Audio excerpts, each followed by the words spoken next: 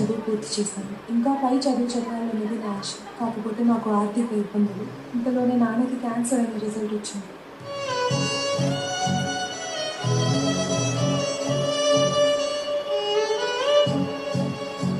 నేనేం చేయాలమ్మా?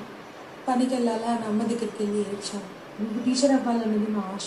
దానికోసం ఎంత కష్టమైనా భిక్ష వెతుకోనైనా నిన్ను చదివిస్తాము అని చెప్పింది.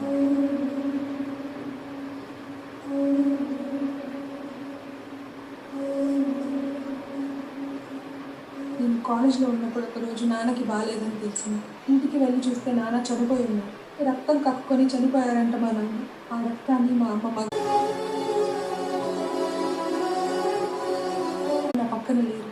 కానీ చేయూతలాగా అగరం ఫౌండేషన్ నాకు ఇచ్చిన చదువు ఉందని నేను గర్వపడుతున్నాను.